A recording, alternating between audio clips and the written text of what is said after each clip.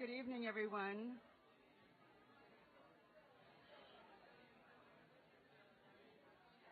Hello.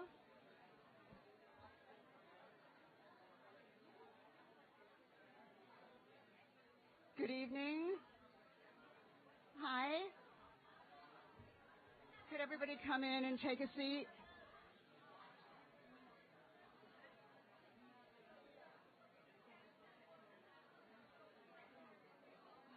Okay, I think we're just about ready to start. Trust me, I'm just as excited as you are about tonight's event. It's really something extraordinary. But I first just want to welcome everybody back to the Explorers Club. Whether you're masked or unmasked or at home watching, we're just thrilled to be here all together.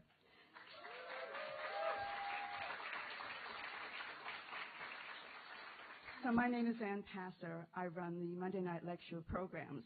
I know it's not a Monday night, but I got a call from Nancy Rosenthal, who told me about Tom, and she had me read pages on pages, and I thought, oh my God, how could I pass this up? It's not Monday, but we're doing this. And we are thrilled to have Tom, who's now doing a lot of press all over the world with this extraordinary book that I hope you will go out and buy if you haven't already bought one. Tom will be signing it at the end of the program. We do have some exceptional programs coming up on Monday night, so I hope you'll come and join us. But for tonight, it's my pleasure to introduce you to Nancy Rosenthal.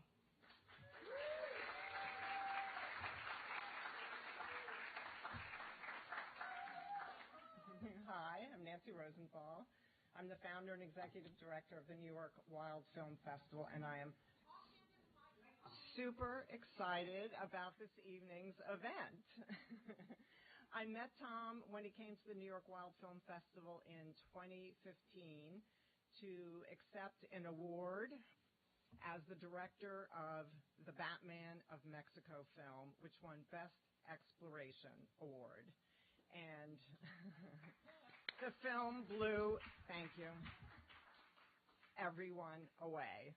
The film revealed Tom as an explorer, adventurer, incredibly talented, and I would say the survivor, making it through the film shoot, which included braving hurricanes, oh, there we go, oops, snakes, seas of cockroaches, just to name a few. Until, as he says, there was that thing with the whale, which is an entirely different survival story. I'm thrilled he is here tonight, and you are all in for an incredible experience. Now, it gives me great pleasure to introduce your host for the evening, Natalie Cash.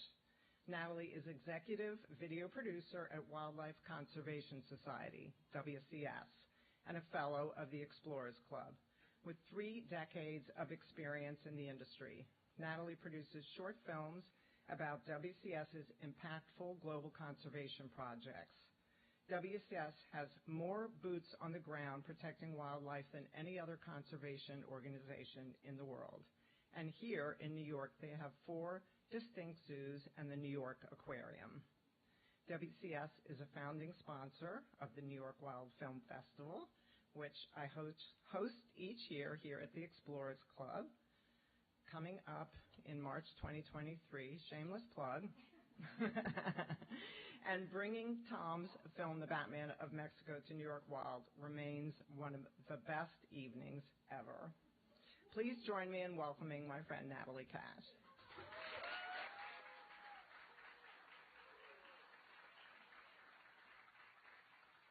Alrighty, I am going to go up onto an apple box because I am not as gifted in the height department as Nancy is.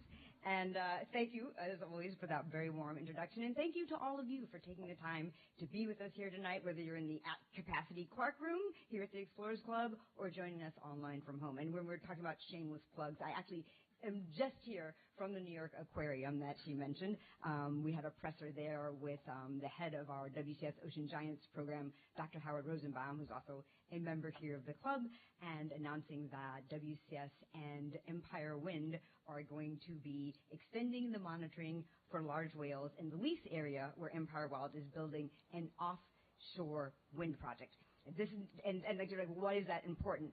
It ensures that important data to protect wildlife in our waters here in New York will be collected during the pre-construction, construction, and post-construction phases of this wind project, and will inform best practices to minimize the impacts on whales from the development of offshore wind energy. And I mean, this is going to be an important renewable energy source for combating the climate crisis, but also helping New York reach federal and state climate targets. So that's just a little plug. This day is a whale of a day, and it is about to get even better. I'm going to be punny here because I'm wearing garments for good. I just want you to see this was a little marketing plug. J. Crew, they put their money where their mouth is, support some whale projects. And I'm probably talking fast because you guys have no idea how long and how hard I have been waiting for this event. And I waited for this to come like my dogs wait for a piece of cheese. So that means not well and impatiently, because it's hard for me to find the words to tell you how excited I am to welcome all of you here and online to the global book launch for Tom Mustill's acclaimed new book, How to Speak Whale, A Voyage into Animal Communication. Yes!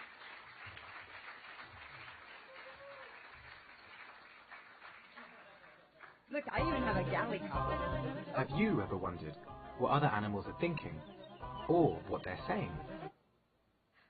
Oh, well, we know that's coming. That was going to be a surprise. That's okay. I'm just going to tell you a little bit more, because this book is a thrilling investigation into the pioneering world of animal communication, a world where big data and artificial intelligence are changing our relationship with animals forever. So, this in the room, at home, play along. Let me get a show of hands. How many of you have had the Dr. Dolittle fantasy? You want to talk to the animals, communicate with the animals? Come on, why are we here? Yes, yes. Now, same group. How many of you thought that might be possible within our lifetimes? Okay, well, this is a very intelligent crowd. So, because among this crowd, assembled for you and all of us tonight, is an all-star panel that we'll be hearing from of the world's top cetacean experts. They will present discoveries from the frontiers of whale and dolphin biology and bring us the latest developments in establishing first contact. Not with outer space, with inner space. So you think about it. We talk about the surface of the planet being covered roughly 30% land, 70% water. But if you take into account the depth, the actual volume down there, we're talking planet closer 90% water. And what we found is there's some very lively conversations going on down there. Tom, he thought he wanted to know more and set off onto an investigation of who was talking, what was being said, and how was all this being detected. And that is what's brought us all here tonight. Now, as Nancy did reference before he became this acclaimed author, he was just known to us as an award-winning filmmaker. So before I turn it over to bring up Tom, I'm going to ask Louis to now lower the lights. So we're going to play just a short 60-second video, kind of just like visually outlining what exactly the book is about, and then also to help frame the conversations we're going to have and the celebration. So now, Louis, if you want to roll the tape.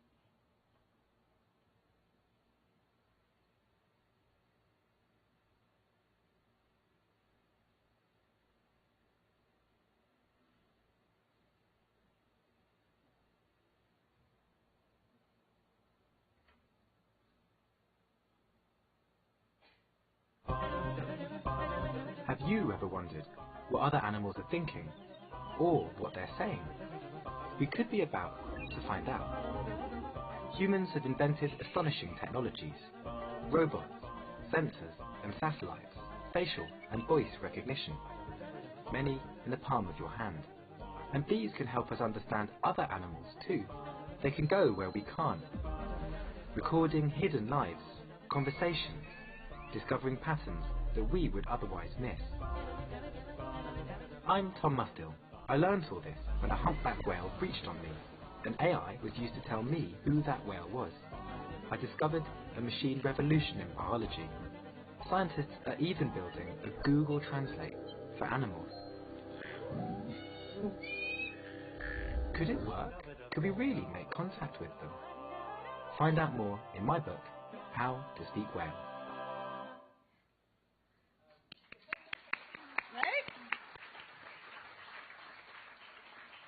Pretty heady stuff, right? So before I bring him up, I'm going to just embarrass him a little bit. I have to brag on him, just like let you know who this man is, because this is our friend, but you got to know this is a brilliant communicator who specializes in stories of where people and nature meet and come together. He's an award-winning filmmaker, look at him blushing over there, who has produced thought-provoking collaborations with Greta Thunberg and David Attenborough.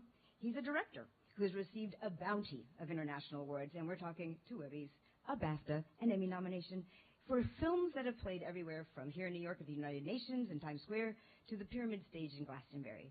He's a high-impact, low-carbon content creator whose projects have gone wildly viral, shared by heads of state, UN agencies, and even the band Guns N' Roses.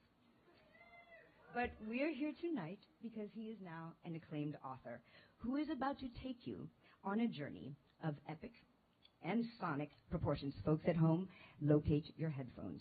And please join me in welcoming back to the Explorers Club, Tom Mustill.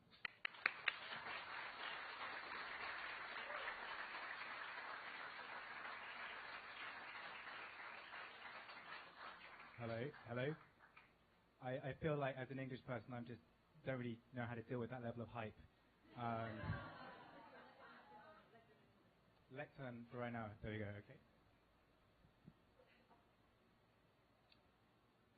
Okay. I think a lot of the rationale behind that level of hype was that the last time I came here, we drank industrial quantities of tequila. So I just want to have a shout out to Dr. Rodrigo Medellin and his tequila-saving bat. Sorry, I think I gave a really high-quality version of the film that lagged a bit there, so you didn't see the whale jumping and stuff like that, but I'll play that later. Welcome, to the Explorers Club.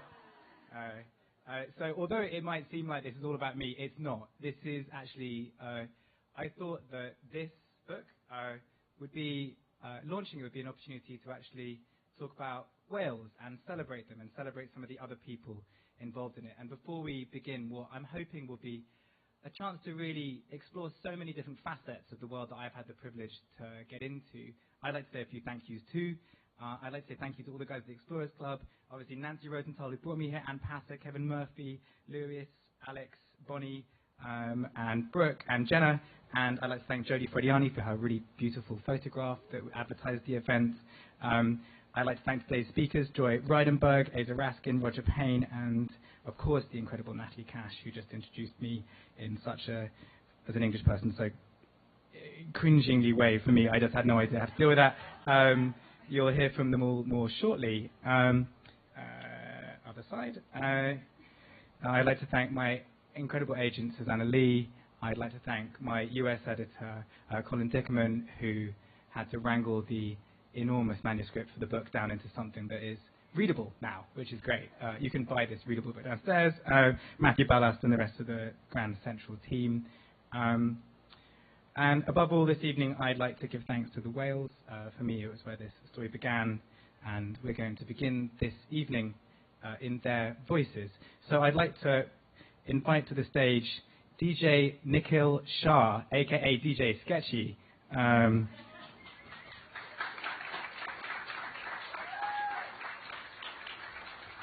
Shall I move from the lectern now? Is that yeah? Okay.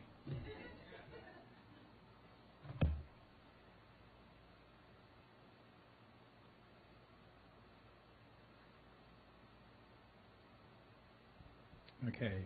Can you hear me? Should we turn this one up a little bit? Okay. This mic's not loud. They're saying it's not loud. Could you turn this microphone up a little bit?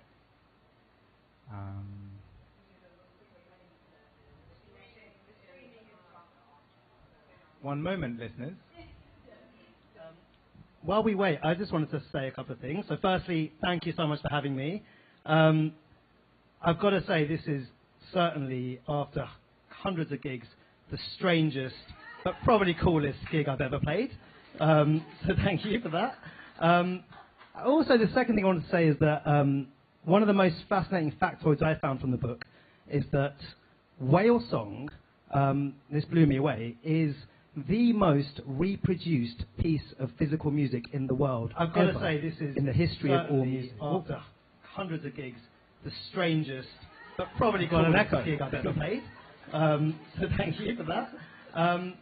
Also, the second thing I want to say is that one of the most fascinating factoids I found from the book is that whale song... Testing. So yeah, this is because the whale song featured on the front cover of the National Geographic magazine. I've got that right? You can tell this story. It was the single biggest pressing of a single record ever. That was the order that was put in to press it for Songs of the Humpback Whale that was inside National Geographic magazine. It was the single biggest individual order. But they were like, you know, MJ and other people sold more of the same albums. Maybe let's not talk about MJ, but like, yeah. Still 11 million copies of a CD of whale song. I mean, that's pretty cool. Yeah, exactly. 100%. That's Nickel's hype. Right. Are we ready? This blew me away. Is the most reproduced piece of physical music in the world. I've got to say, this is in the history of all music. After hundreds of gigs, the strangest, but probably got an echo. I don't know if you've been told that this is an experimental audio evening. Also, the second thing I want to say is that we're going to be looping our voices for the next 3 hours. Is that I don't know if you've had the acid punch, but if you're hearing the loops, you have. So yeah, this is because the whale song featured on the front cover of the doors have been locked. Magazine. I've got that right. Things are only going to get more freaky. You can tell this. Just get ready. They've been warned. Ever. That's the order that was put in to press it. For Songs of the Humpback Whale that was inside National Geographic magazine. It was the single biggest individual order. But they were like, you know, MJ and other people sold more of the same album. Maybe let's not talk about MJ, but like, Nikhil is actually a big fan of this. 11 million copies of a CD of whale song. I mean, that's pretty cool. As an English person, I feel this is what happens when you get hyped too much. This is hubris, right? This is live hubris. Like, are we ready? Nemesis. Sorry, this is the nemesis to the earlier hubris. Yeah.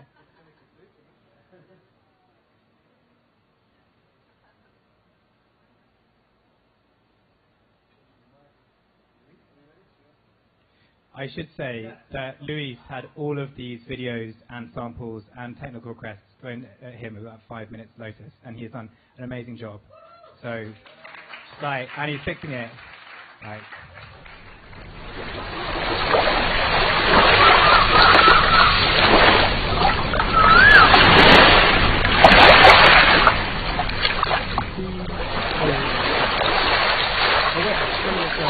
Sorry, I got thrown off.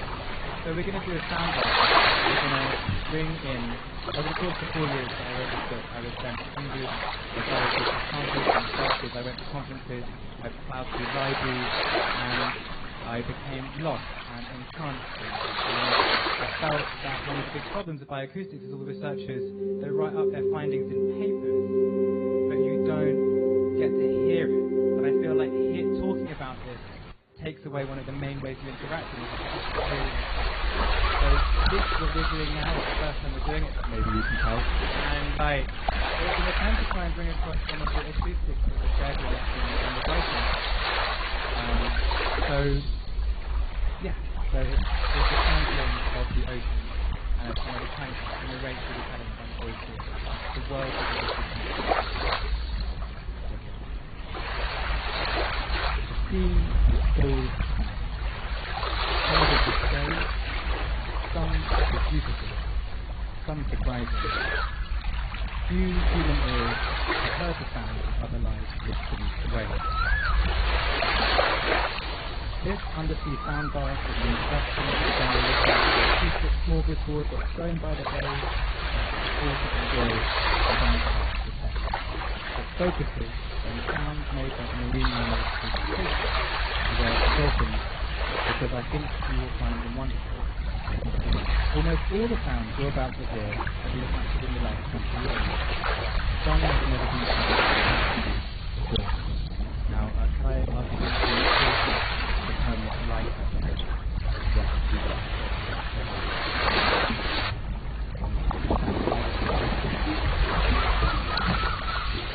and I encourage you maybe to take a few.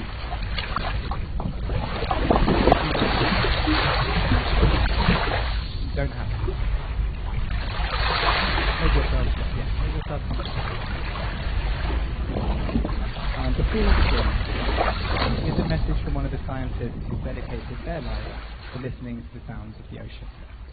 This is John Ryan, an oceanographer living on the west coast of the U.S. The wonderful vibrations of ocean voices will certainly reach you through your auditory system, and some of the more powerful low-frequency voices will reach your entire physical body. I invite you to listen with your whole self and let your heart ring. Now, I suggest maybe you'd like to close your eyes, or at least for many parts of this, and prepare yourself for some deep listening, because you're going underwater.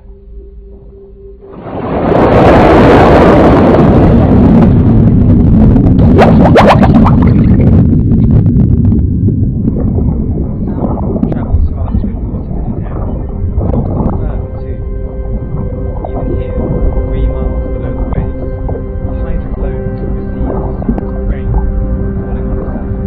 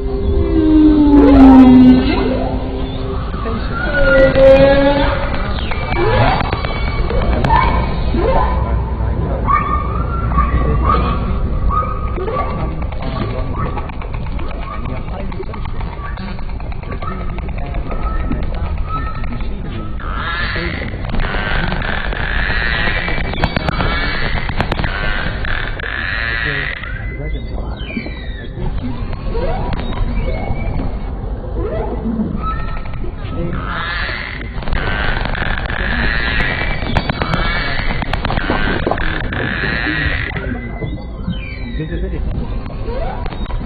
They rely on their well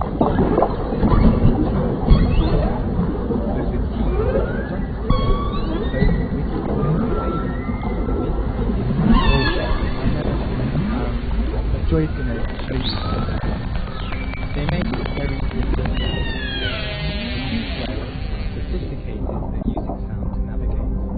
They use special organs to echolocate, creating sounds and listening to their echoes. This is a killer whale, a orca, investigating a hydrophone hanging from the boat.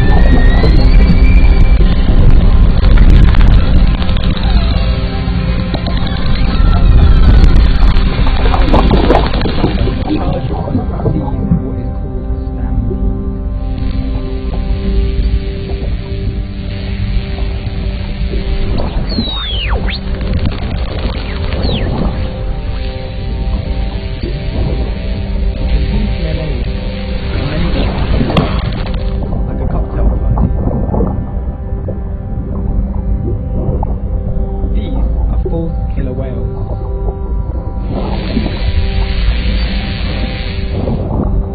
And these are bottlenose dolphins.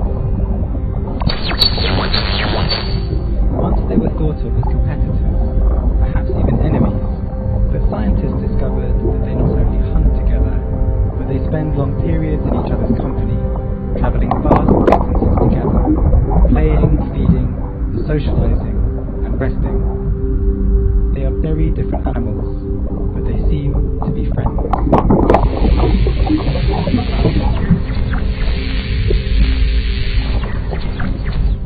The baleen whales, or mysticetes, do not differ as these, but they can also produce an astonishing range of sounds.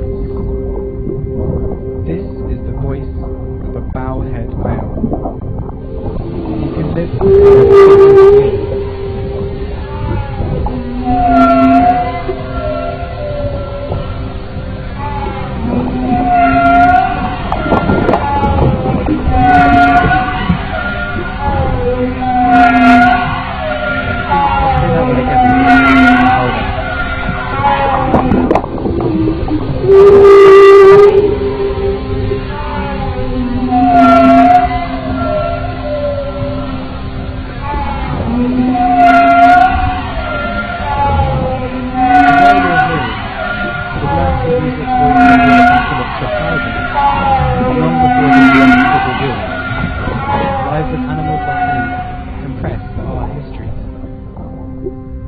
Some whole species of whale are known only from their sounds. We've never seen the animals that make them.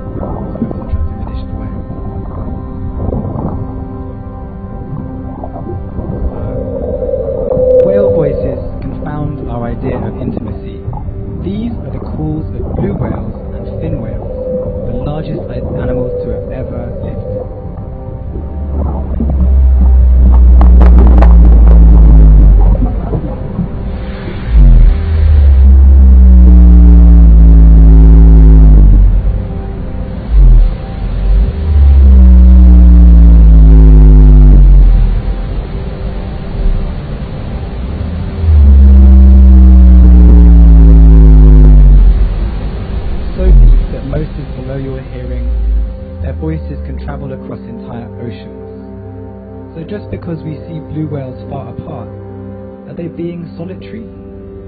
If you could hear your friends over 500 miles away, what would it take for you to feel far from them? One sec. Can we play that again? Because we've got this massive subwoofer, I feel like it's quite an opportunity to feel the blue whale and fin whale vibrate. You like that? Alright.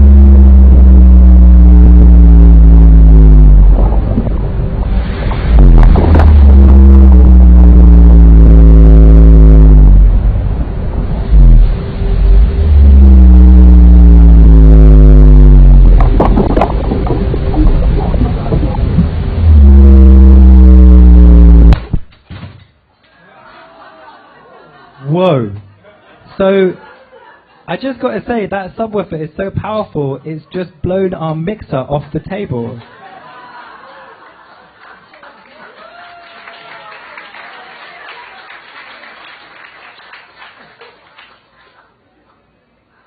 Oh well, Nemesis.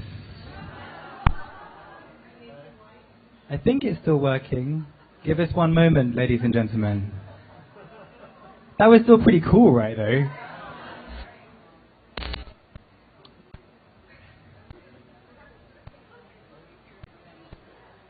I think we're good. I think we're good. We're almost at the end. Scary whale voices. I feel that when I think about that, I can't quite get my head around that is a voice. It makes me feel boggled, really. Like there's no way. It feels like there's no way into that. Whoa. We're back. Okay. It was a mixture of fin and blue whales, actually. The eagles, the blue whales, and the fin whales in a kind of little medley. It would never happen in nature, but we thought would be quite nice today. Alright. Perhaps the most brilliantly bizarre sounds of all the whales are the minkies and dwarf minkies. If you're a whale person, you're probably feeling quite excited at this point, maybe even what you came for. Scientists studying them call this minky whale vocalization annoying.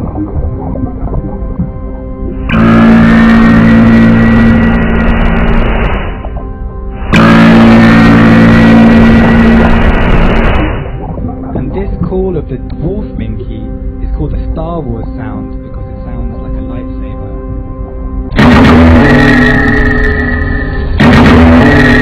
Someone go like, yeah, at the back. More that. Alright. Now it turns into a rave. Joking. It could. Okay. What are they for? What, if anything, might they mean? There are so many questions, especially when we're stuck with our human ideas of communication to shape our inquiries.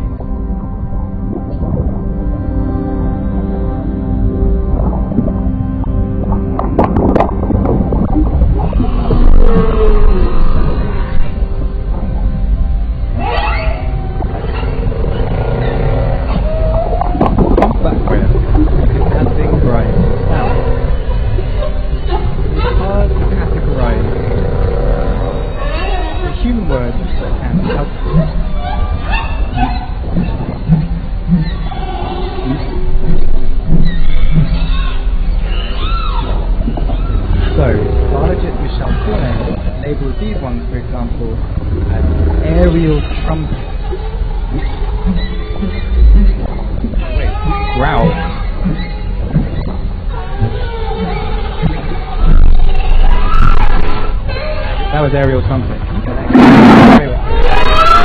That's aerial trumpet. Growl. Drop.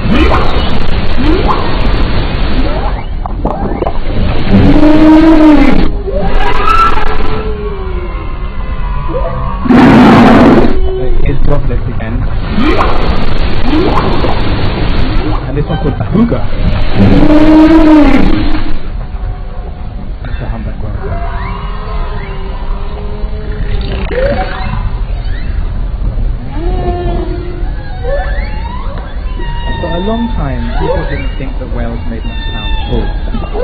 Critical moment in the public perception of Payne was a discovery by work of Payne and others. The humpbacks produced non-complex calls with repeated structures analogous to human songs. And he's going to talk more about this. These vocalizations were so beautiful, and the link with our own ideas of singing so evocative, the discovery changed how we saw them and contributed to people fighting to stop their hunting, leading to the survival of many species that would have likely gone extinct.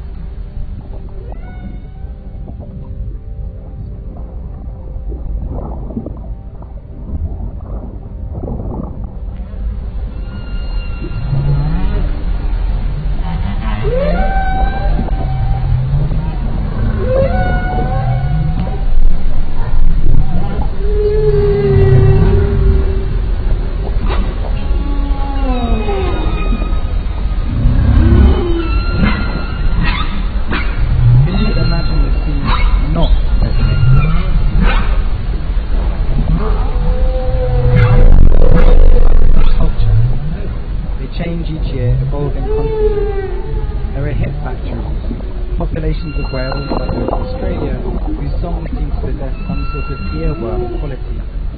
As the whales migrate, they take them to new oceans, where new whales hear them and incorporate elements into their own song. Humpbacks are so cosmopolitan in their distribution, ranging from the poles to the tropics, along the open sea. They sing wherever they go. And as the sea takes up more of the Earth's surface than the land, there is an argument that their song beats any of ours and any other species, the most widely distributed cultural product on Earth. Of course, almost everywhere, the theme sounds too.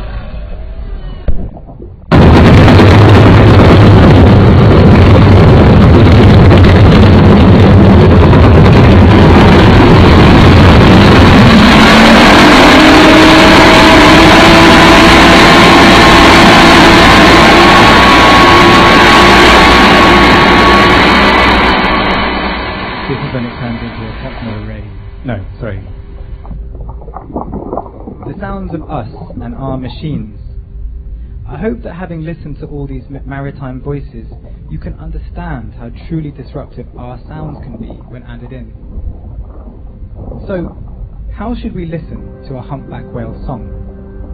I once hung above a singing whale and listened to him for 2 hours, and I lost all sense of time. Roger Payne and John Ryan both told me that they feel you should try to listen to them as whole compositions, from start to finish, without an Englishman talking unstopping over the top. But this can take half an hour, which we don't have time for this evening, but we'll end with 3 straight minutes of Monterey Bay humpback, and before that, a final note from the man who recorded this particular red whale song, John Ryan. As you listen to the sounds produced by ocean life, I hope these sounds allow you to fold the distance between you and the sea, the distance between terrestrial life and marine life, the distance between forms of sentient life that express across a vast spectrum. Perhaps there is no distance at all when we listen from within. So I should add that John sent that to us for you this evening. So perhaps if you've got your eyes open, maybe close them again. And we're just going to listen to 3 minutes of humpback whale song.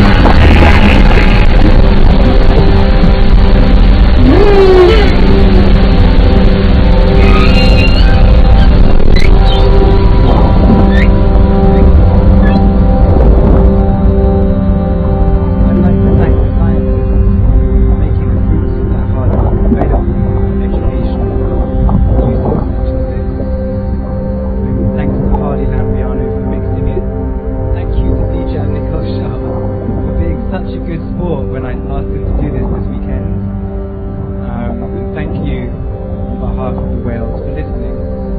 I'm Tom Mustill, and this is One Last Dwarf Minke Whale.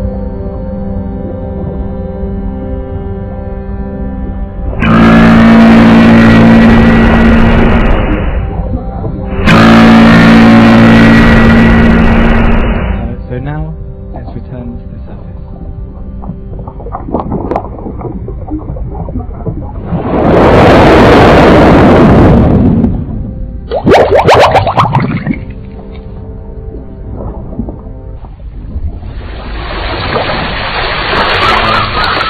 Open your eyes and maybe turn it back on.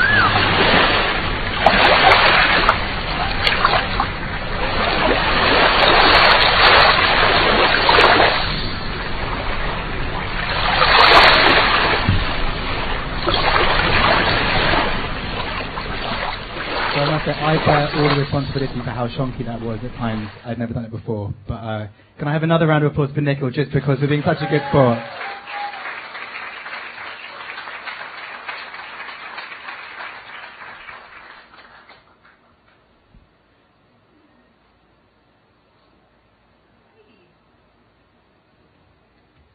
Okay, well, got a blue whale in the Explorers Club for the first time, come around breaking up mixers and everything. I hope that you guys could feel that. Like blue whale said, it's not a party until something gets broken or falls down.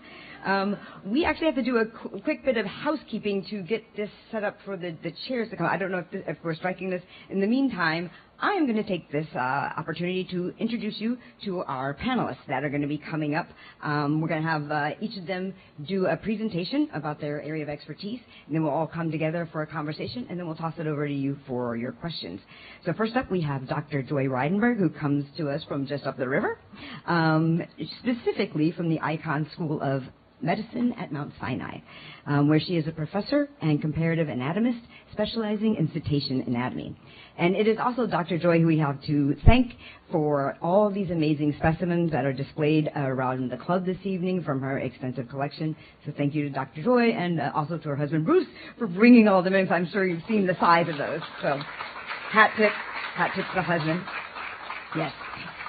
Her research focuses on anatomical adaptations to environmental extremes, particularly in marine mammals. She's held appointments at Woods Hole Oceanographic Institution, the National Museum of Natural History, and has been a featured speaker in science documentaries broadcast around the world, as well as on the stage at TED Talks. But it was Dr. Joy who detected in Tom's video playback that the humpback who landed on them may have altered its breach in an attempt to avoid hitting them. May have, because her subsequent comment was like, well, you just can't ask a whale, is what spurred Tom on this journey in the first place. But it's the question that Tom asked her, well, then how exactly do whales speak if a whale was going to speak? What do their bodies tell us about how they talk and think? And that's what Dr. Joy is going to answer for us tonight. After she presents, we are thrilled to welcome Aza Raskin, who is the founder of the Earth Species Project. Now, the Earth Species Project is an open-source nonprofit dedicated to the translation of animal communication. And let me tell you, you're in good hands, because open source is Aza's wheelhouse. As a founder of Mozilla Labs, he was one of the architects of Firefox, the open source web browser, and it was Aza who invented the infinite scroll function, which keeps the thumbs of 6.6 billion smartphone owners on the planet active late into the night. I did look that up last night. There are roughly 77% of humanity has a smartphone now.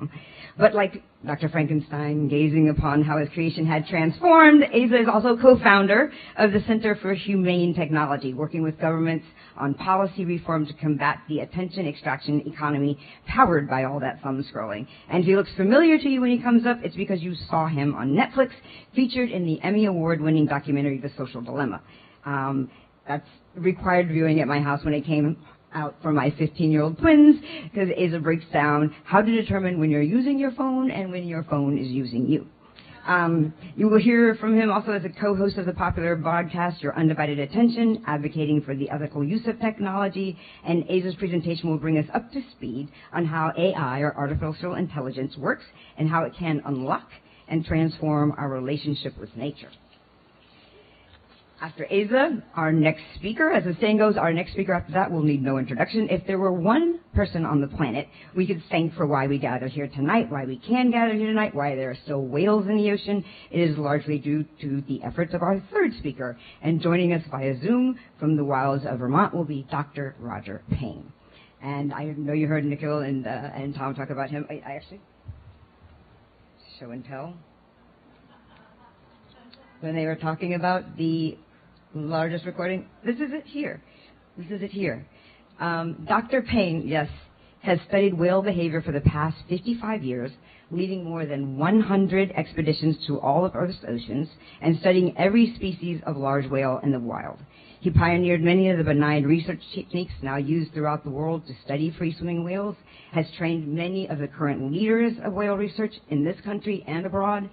He directs long-term research projects and founded what is still the longest contiguous study of baleen whales.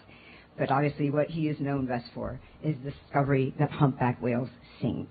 Now, when Dr. Payne began his research back in 1967, commercial whaling was at its peak, with more than 70,000 whales killed each year.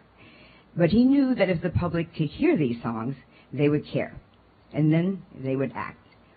Before the research was even published, and this was, the cover of Science when this stuff was published, but before it was covered, he released that collection of the best recordings, Songs of the Humpback Whale, as we were talking about. It went multi-platinum and remains the best-selling environmental album in history. But more than that, it generated public interest in these intelligent mammals and galvanized the movement to ban commercial whaling. So when you talk about an impact campaign, that was driven solely by the power of their songs. Imagine the energy that could be harnessed if you could hear them speak. Well, today Roger serves as the principal advisor on whale biology to the Cetacean Translation Initiative, or Project SETI. And Roger will take us on a journey from the discovery of interpretive dance. I know I was going to do it at some point. Okay. So he will take us on a journey from the discovery of whale song up to cracking whale speak. And then obviously our fourth presentation will be our own Tom Mustill coming back, our fearless leader, Arthur. And he's just like, no, please no more hype. You're going to crash something. He will unpack the machine revolution in biology and why it matters.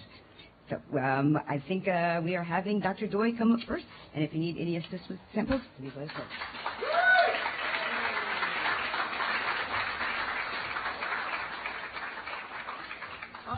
I'm so glad there's a box here, because otherwise I wouldn't see any of you, because I'm really short.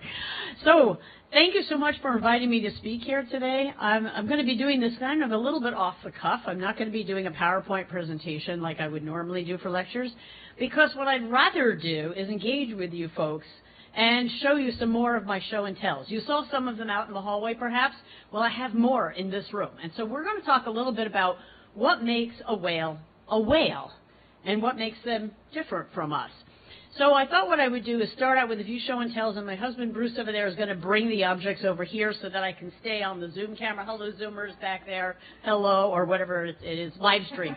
Hello, live streamers. It's nice to see that I saw a little cameo there of a few people showing up. That was great.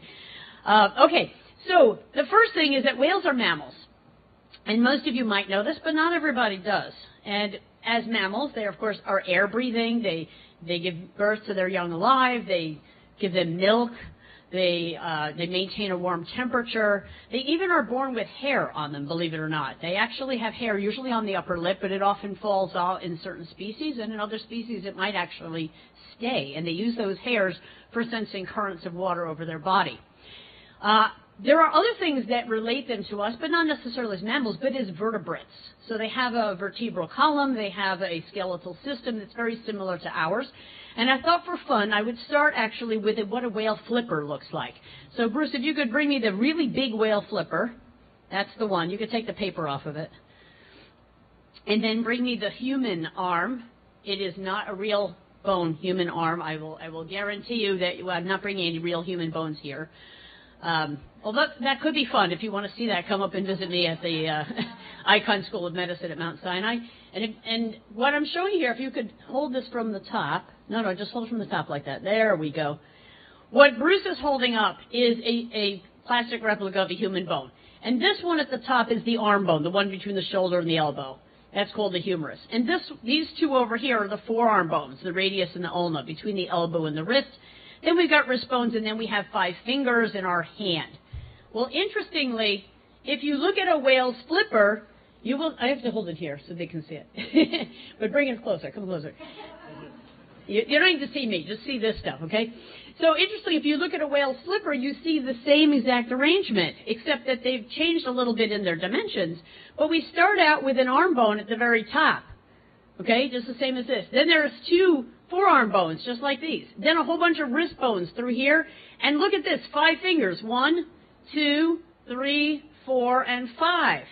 So it's really not all that different from any other vertebrate that we're looking at that has an arrangement like this in their forearm. But whales have encased them all into a flipper and use that flipper like an airplane wing. So it can do lift, it can do braking, it can bang turns, it can do all kinds of really cool stuff with it. But they can't grab individual things because their fingers do not move independently. Now, if we can take just that flipper around and show it to everyone. I'll put this over here. The next thing I want to talk about is the differences between the different types of whales. So what you might not know is that there are 2 types of whales. There are whales with teeth and whales without teeth. The whales with teeth are called odontoceti, which literally means toothed whales. The word ceti is whale for cetacean, and odonto, you might know that from people who have orthodontics, right? That's that word for teeth moving around.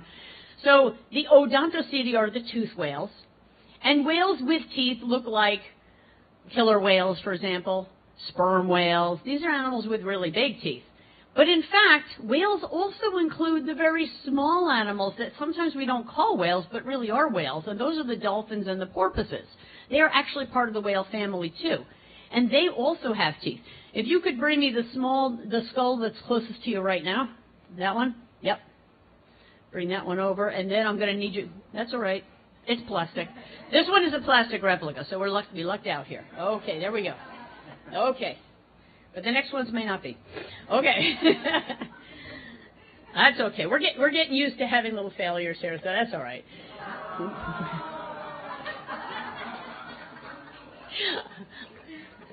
Okay. So this is a replica of an Amazon river dolphin, but what's really super cool is look at those teeth, okay? Those are really cool teeth. Lots and lots of teeth. It kind of looks a little bit like an alligator in many ways because it's got these rows of teeth that are all kind of the same. We call that homodont, where all the teeth look kind of the same. Not like us. You know, we have different kind of teeth in the front versus the ones in the back. These are all basically pointy, and it's a fish trap, just like what you have in an alligator or a crocodile. And it just snaps closed, catching the fish. So this is an example of a toothed whale. So before we bring it around, let's bring some other teeth over here. Bring me the really big sperm whale tooth and the 2 smaller orca teeth. That's it. Here we go. All right, this is a sperm whale tooth. And these teeth, you can hold the other one up for me, are teeth from orcas. Now, if you saw the big skull downstairs when you first came in, that's a replica of an orca skull. So the teeth look kind of like these smaller ones here. Sperm whale tooth looks, of course, a lot bigger because it is a lot bigger. But these, of course, are teeth. So these are toothed whales. They use these teeth actually to grasp onto their prey. In the case of sperm whales, they might actually be using it to rake the ocean floor and to get crustaceans and other things to jump up from the sea floor. Okay, so let's bring these teeth around, and this one I think can stay. We'll put it over here. We'll put it over here. Nice little table here. Oh, yes, please do. Please take it around. Excellent. Okay. All right, so those are teeth. Toothed whales have teeth. Baleen whales don't have teeth. Tom, could you do me a favor and bring me over some of the little baleen pieces, all the little tiny ones.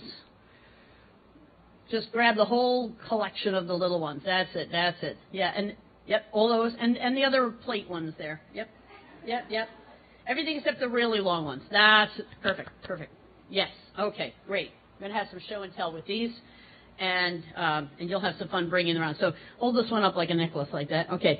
So these are baleen plates, and some of you saw the baleen plates I showed in the front. On one side, it's like a brush. On the other side, it's like a comb. The brush side faces the tongue. And when the whale scoops up the fish or the krill into its mouth, it pushes the water through the brush. And as it goes through the brush, it exits through the comb side, okay, these little plates here. And as the water streams out of the combs, the filter is trapping the fish or the krill or the shrimp inside those little brushy things. And then it licks its mustache. It's kind of like, if you have a milk mustache and you have to lick it, or you have a good beer with a good head on it and you drink it and then it's all stuck on your upper lip and you have to lick it off. That's what these whales are doing as they're feeding. In fact, they look really weird because some of them actually have really expandable throat pleats that they enlarge them huge amount, okay, almost the volume of a whole whale. And they put all that water in it. And now they've got this very heavy lower jaw they're trying to pull up, and they got the upper jaw slams on top of it, kind of like, imagine a giant swimming toilet bowl, and then you got to put the lid down on top of it. Okay, so they put the lid down, but now they have to get rid of all that water. So it's kind of like a really bad toilet when it overflows. So it flows out all over the place, but the stuff inside stays. Now, it'd be nice if you had that little fringe around your toilet, so when it overflowed, all the stuff stayed inside. Right. You know what I'm talking about. Okay. So that's kind of what these whales are doing, all right? They're keeping the stuff inside. They're letting the overflow go on. And they basically have to swim their head over the top to close the toilet bowl lid. That's what baleen whales do. Now, baleen whale's name is Mustill, which literally means the mustached whales. But the mustache is not the same as the whiskers or mustache you might think of on a human. The actual tissue that makes baleen comes from the roof of the mouth. If you've ever seen the ridges on the roof of your mouth, or maybe on a dog's roof of its mouth, it's very, very rubbly, wiggly stuff. That set of ridges is what baleen comes from. So what do you think is older, baleen or teeth, evolutionarily? Which one came first? Teeth. Teeth came first. Teeth came first. And it's thought that in the ancestors of whales, in between the teeth, little pieces of baleen grew to help keep stuff in. And then they were really good at it, so they started feeding on smaller and smaller stuff and didn't really need the teeth anymore, just kept the little bristles. So that group of whales separated from the toothed whales and specialized on feeding on little tiny things using those baleen plates. Now, the baleen plate that's being brought around there is black. But I want you to know that baleen can come in other colors. This is blonde, okay, just like hair color, right? Baleen, after all, is made out of the same stuff your hair is made out of. It's made of keratin, same stuff your fingernails are made out of. Sometimes it can be striped. Cool, right? Sometimes it can have really, really rough bristles. I'm gonna play the baleen. Listen. You hear that? So that's baleen from something that eats herring, really big fish, or something like the menhaden around here. This is from a whale that eats really tiny things. I bet you can't even hear it. It's really soft. This stuff is very, very silky and soft. This comes from a right whale, which is eating the tiniest little tiny copepods. So it needs very, very fine hairs. And right whale baleen is very long because right whales are actually not the scoop or toilet bowl type feeders, but rather they swim along and skim continuously. So they have really long baleen plates. Bruce, if you can bring me one of those big baleen plates over here. All right, that's from a right whale. Now, I want you to bring it over everybody's head. You can reach up and touch it, okay? And don't worry, he'll get to the other side, too. And, Tom, when you're done with that, you can bring another one around. But I want you to notice that these baleen, look how long these are. These are way longer than me. So if you imagine that where the end is where Bruce is holding it was stuck into the upper jaw, what length is that? That's a huge length, right? So if I were standing in the mouth of a right whale, that baleen plate would be way up over my head. So could Jonah really be inside the mouth of a whale? Well, if it were a right whale, there's certainly enough room there. You can tell by the length of that baleen. The reality of whether that is a survivable condition, we can have an argument about. But you should know that the throat is actually quite small. So swallowing a human down that throat would be nearly impossible. It's much more likely that Jonah climbed aboard a dead whale and sat on top of its belly. And that's how he survived for 3 days before he got vomited onto the shore with the dead carcass as it washed ashore. But that's my own personal theory of the Jonah story. Take it or leave it. I haven't published it, but hopefully you'll like it. Okay, so now let's talk about... let's see, we got another baleen plate there, Tom, if you want to take that one and bring it across the other side so other people can feel it as well. Not everybody got a chance to feel it. Okay, so we talked a little bit about the differences between toothed whales and baleen whales. What I'd like to talk about next is how they make sounds. because all of this is all about whale speak. I also have a shirt that's really appropriate, right? It says, I am fluent in whale. It has a picture of Dory on it. My kids gave me this one. I love it. So I figured it was appropriate for today because I am fluent in whale. So how do whales make sounds? Well, because we have toothed whales and baleen whales, two different kinds of whales, we have two different ways of making sound. Now, the toothed whales are actually... Whoa. Oh, I see. It's making a shadow on there. Yeah. When you're done, Bruce, bring it up to here so we can see it, okay? All right. Because I don't think the people on the live stream have seen the baleen. All right, Tom, bring it over here. And hold it the other way. Yeah, so we can see it. As if it were shoved up into the roof of the mountain. And Bruce, if you come on this side and shove it up into the roof of the mountain and put it on either side of me like this, I'd be like standing in a baleen whale, okay? I'm standing in a right whale. This stuff is shoved up into the roof of its mouth, okay? Can you guys see how long this is? It is incredibly long. Lower it to the floor. Okay, it's standing from the floor right now, okay? So that's the length of this stuff. It's way taller than I am. And I'm on a stool, okay? So it's really way taller than I am. Okay, very good. I hope everyone could see that now.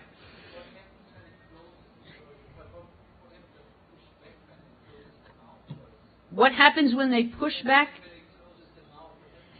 So there's a question from the audience. What happens to that long baleen when it closes its mouth? The answer is they have a really big mouth. So when their mouth is closed, the baleen is still inside the lips. The lower lips rise way up and cover that. So what they do is they slightly open the mouth, and they let the water in from the front. It goes past the baleen and streams out the back. And when they want to close their mouth, they only have to go a little bit more to close it, because those long baleen things are actually shielded by big lips on either side. So it's not the same as the whales that have the short baleen where they actually scoop up every stuff. They're not doing that. They're just swimming forward like a little, cylinder with all the water going through the middle of the cylinder.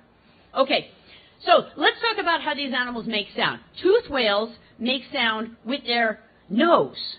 Okay? It's really weird. And they make sound in the high frequency range. Baleen whales make sound with their throat, and it's in the low frequency range. So evolutionarily, these two groups went in two different directions. The toothed whales essentially took their nose, put it up on the top of their head, and dragged their upper lips up with them like this, so it's shoved up over their nose just like this. Can you all see what I'm doing here? Okay, you can try it too if you want. Just put your lip over your nose, and you can be a dolphin, okay? Now, since we're here in New York, we don't call raspberries a raspberry, we call them a Bronx cheer, right? All right, that's what the toothed whales are doing when they're echolocating. They're going, but they're doing it out of their nose. Okay, I'm not talented enough to do that. But imagine I was going a Bronx cheer, but out of my nose, and it's going like this. It's really an upper lip turned backwards that's vibrating, that makes the phonic lips, that make the echolocation clicks. Those echolocation clicks then go through this forehead-looking region on the whale. That's not where its brain is, okay? That forehead thing is that little football of fat in the front. It's called a melon. And it's a focusing lens, and it focuses the echolocation signal into a beam that they can control. And that sound is sent out, and then it reflects off of whatever they're targeting, and it comes back, and they interpret that sound, and they can figure out things like how fast this thing is, how big it is, how far away it is, what density it is, all kinds of interesting stuff that our sonar is not very good at doing. Which is why the military actually uses dolphins to find things like buried mines, because our current sonar just hits the surface of the sand and bounces back. We don't know there's a mine under there, but dolphins can detect it. So they're basically our sniffer dogs in the ocean. You didn't know that, did you? Yeah. Our military actually uses dolphins. But they don't put them on missions with bombs on their back and explode them. No, they are very valuable animals, and they're basically used as sniffer dogs, but in the water. Very important. If you could bring me the really big dolphin skull, the one that's cut in half. The one's cut in half. It's not that big. Yeah, that one's cut in half. Because I want to show you what the brain looks like on this. So these are animals. They're actually, first of all, their nose is over here on the top of their head. That's where the sound comes out. Their brains are really big. This is from a dolphin that's about my size. Small for a dolphin, by the way. Those dolphins are like 8 to 10 feet long. And look at the size of its brain, okay? If you kind of match that up with, the brain was in here with my head, It's not all that different, okay? So we're dealing with an animal whose brain is comparable to human size. You can bring that around.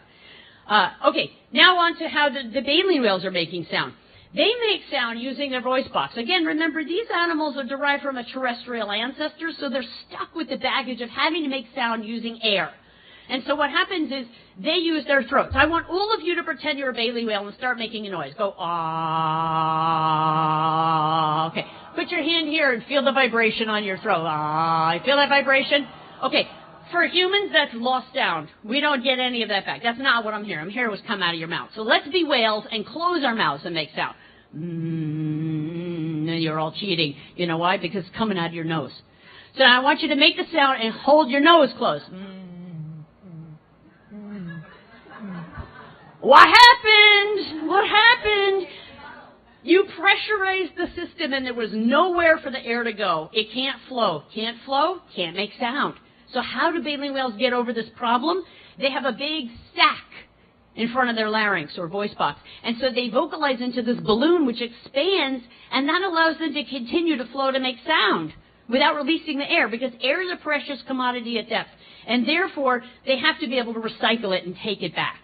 All right? And the same thing happens with toothed whales. They also have sacs on their heads so they can recycle air. Okay, last thing is about hearing. If we can bring over the ears, there's a big one and there's a smaller one, and then there's these two loose jaws I need you to bring over. Yeah, you can do it in 2 trips. It's okay. Okay, last thing in my last minute. I want to talk about hearing, because not only do these animals make sound, but they hear sound. All right? Okay, this is the ear of a baleen whale. It's massive, okay? And this is the part where it rocks and makes the, perceives the sound that's conducted through the bone to the actual hearing apparatus, which is inside here, which is similar to ours. What's cool is that they need their whole head to receive that sound, because the sound waves are so big. Let's take that one on. The sound waves are so big that they need a larger, radar, basically, to catch that sound, to understand it. This is an ear from a humpback whale that was hit by a ship, and it was busted open, which is hard to do because this is a really hard bone. I could hammer a nail with this bone. I won't, but I could hammer a nail with this bone. It's the densest bone in the world, okay, this bone. And yet it got fractured from a hit with a ship.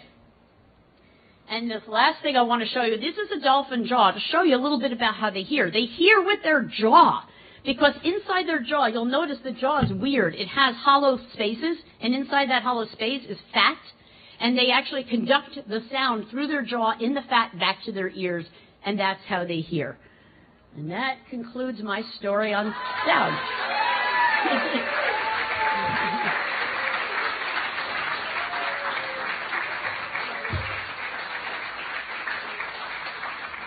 And if any of you want to see these objects on your way out, they'll be on the table.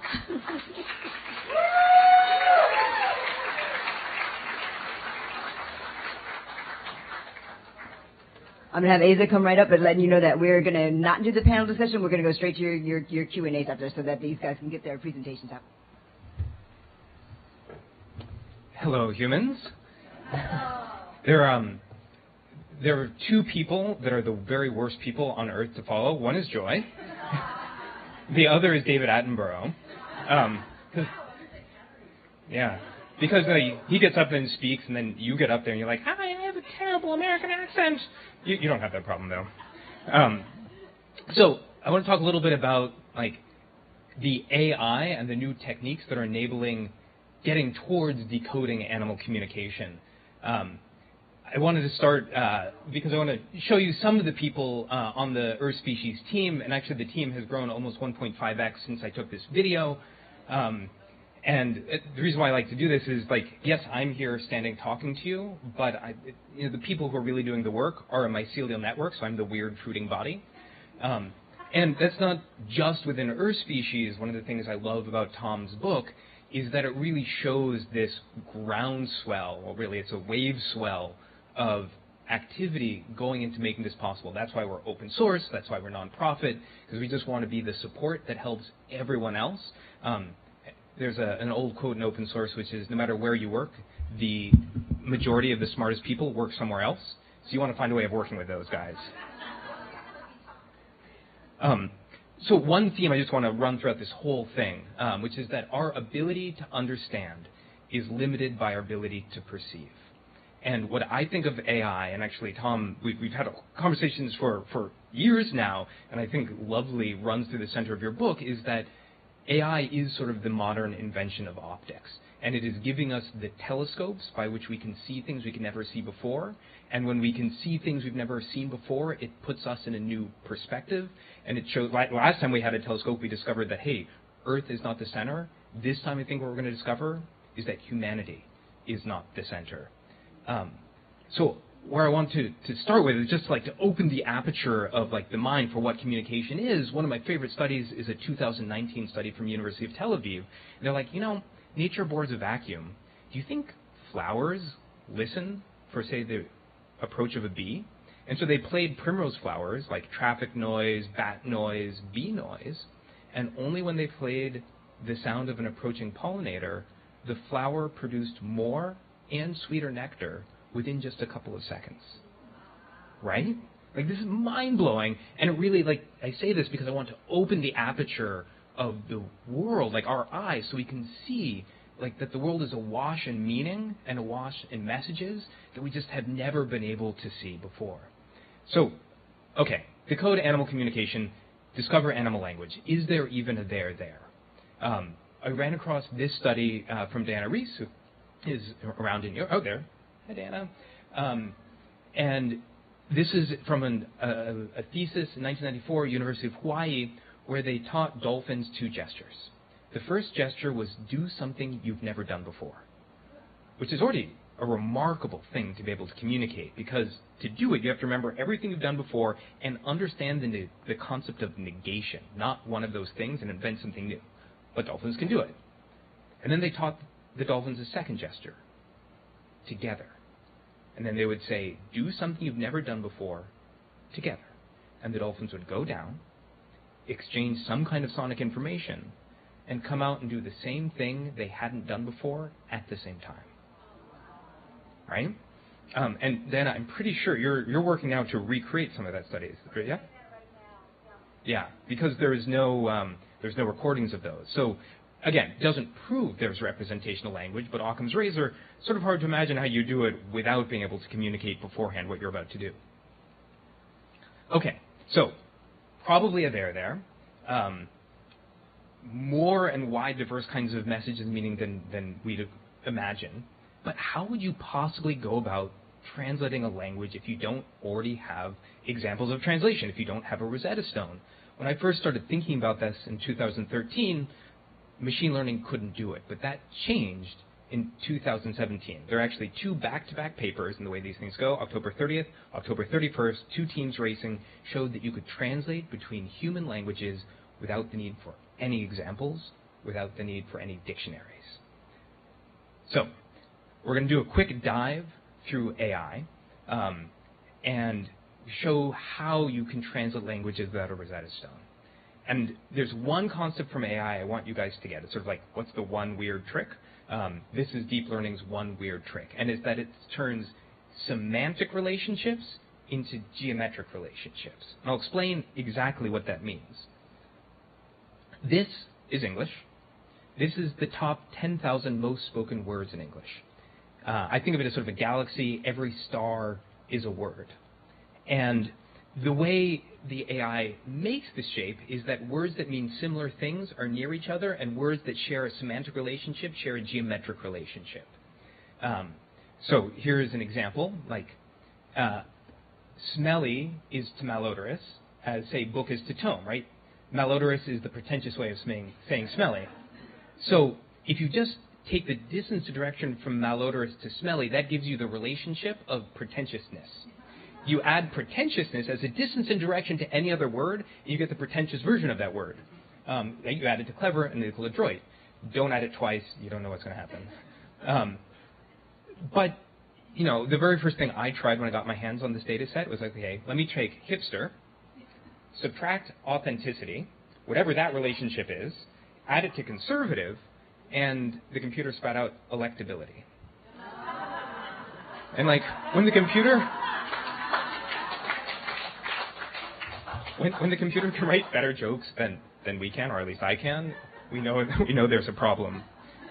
But this is pretty cool, right? Because this means you end up with these shapes that represent all of the internal relationships of a language.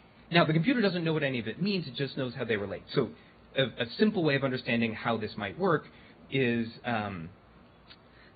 let's see, ice and cold appear near each other often, because they're sort of related somehow. But ice and fashion don't appear next to each other very often. And so you're getting a hint by looking at just how often words appear next to each other, what a meaning might be. So if you imagine now every word to every other word, you're solving this, like how often do words appear next to each other, it's solving this massive multidimensional Sudoku puzzle, and out pops a rigid structure that represents a language. And so here's an example, right? Like, think about the word dog. Dog has a relationship to howl and yelp and fur and wolf and cat and guardian and friend. And here's the thought, right? If you ask a linguist, they would say, well, the shape which is German and the shape which is Japanese, they can't possibly be the same shape because they have different cosmologies and different ways of understanding the world and relationships. And yet, when the computer scientists just were like, well, why don't we give it a try? It worked. And you can take the shape which is, say, English and the shape which is, say, Japanese, and you rotate one shape on top of the other. And even though there are words in one language that don't appear in the other, if you sort of blur your eyes, the overall shapes match, and the point which is dog appears in the same spot. And that lets you do pretty simple translation. And that's not just true of Japanese and English and German, but of Esperanto, of Finnish, which is a really weird language, Turkish, Aramaic, Urdu. Pretty much every human language shares a kind of universal human meaning shape. Now, the more distant the languages are, the less the shapes align. But I think, especially now, in the time of such deep division, there's something extraordinarily beautiful and profound about an underlying structure uniting us all. And I should say, this is sort of like state-of-the-art 2017. People don't really do the alignment of these shapes anymore when they're doing translation, but it's that core concept I want to have in the back of your minds for understanding how this all works. So the idea then is like, cool, let's build this thing for animal communication. We didn't need to know anything about what was being said. It's just looking at the internal relationships of a communication system to build it. And here's the thought. Like, perhaps there is some part of, say, humpback whale or beluga, which that shape would fit into the universal human meaning shape. And if it does, maybe that will let us do direct translation. But of course, humans have been around speaking vocally for 100,000 years, maybe 300,000 years. Dolphins and whales have been communicating vocally and passing down culture for 34 million years. Right? Like, I like to think that what is oldest correlates to what is wisest. They're not the same, of course, but there's some reason why some things persisted.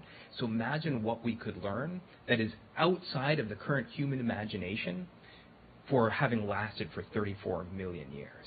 Right? When people ask, like, what do you expect them to talk about? I'm like, well, I'm sure there's going to be gossip and food. But fundamentally, we don't know, and that's what's so exciting. It is beyond our imagination, and that's the next frontier. So why do we even think that there might be something that overlaps? Their worlds are very different than ours. But you guys know about the mirror experiments for self-awareness? Some yes, some no. Cool. So here, it's a very clever test. And Dan, I think you actually did a lot of this pioneering work with dolphins. That's right, and elephants. So it's a very clever test. You paint a dot on an animal in a place they can't see it. They look into a mirror, and if they see the dot and try to get it off or investigate, you know that they've associated the image that they're seeing with themselves. There is self-awareness. So these are dolphins. They are looking into the mirror, looking at their own mouth, because they can't see that. They're checking out their bellies, as we all do when we go to the bathroom. Right? There is a rich interiority to their experience that is shared with us. Dolphins, elephants, I think one kind of bird, like a magpie, I think does this as well. So that part's shared. Here's another one. These are lemurs taking hits off of centipedes. So they bite the centipedes, they get the venom out, they go into these trance-like states, they get very euphoric, then they all lay down and wake up later. This is the techno party Tom was talking about. I did just come from Burning Man, but research. So elevated or changed states of consciousness, that seems to be shared. Dolphins are known to intentionally inflate pufferfish and pass them around to get high, like literally puff, puff, pass. So that part, conserved. And to go a different direction for a second, this is a pilot whale that's been carrying around her dead calf for the last 3 weeks. Right? So there's something profound about what appears to be grief that we share.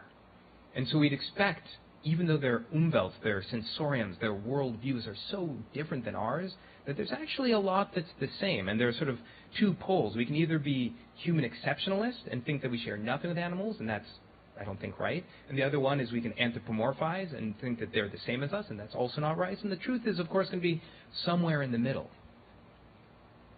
All right. So that's sort of the concept for, like, maybe we can align them. As I said, like, where the field has progressed, it's gone a lot further than this, a lot of other techniques.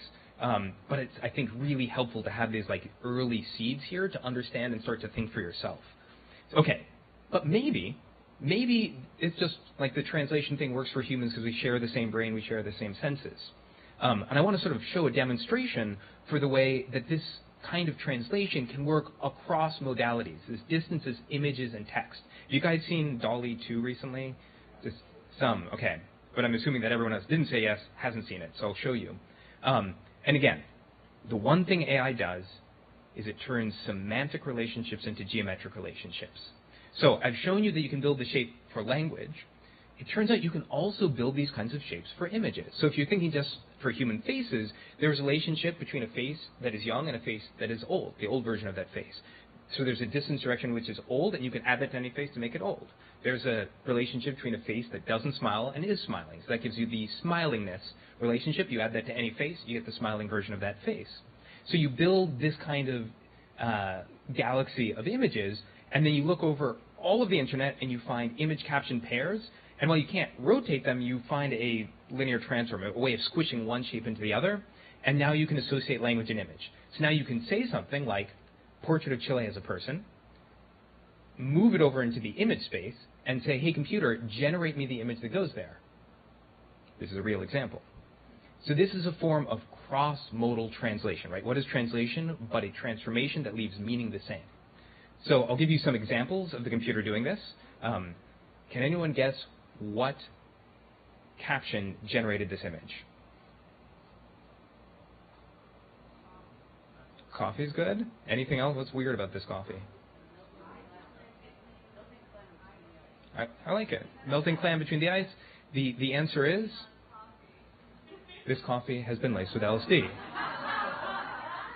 It's pretty good, right? Okay, how about this? Google Soup. Google Soup generates.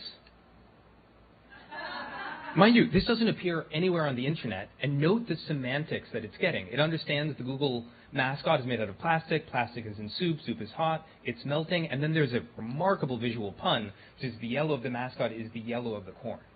Right? There's a lot going on in this image. Here's another one. It's a portrait of Peru as a person.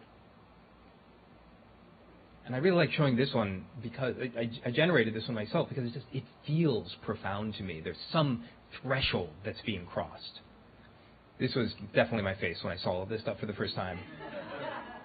Right, but what does this let us do? This lets us do cross-modal translations. One of the hardest parts of working in the oceans and with animals in general is like understanding what are they doing when you're not looking at them. It takes a lot of work. It'd be so nice if you could just, say, translate, say, from motion directly into sound. So that's what this kind of technology that you see for doing pretty images is now letting us start to do in the animal communication domain.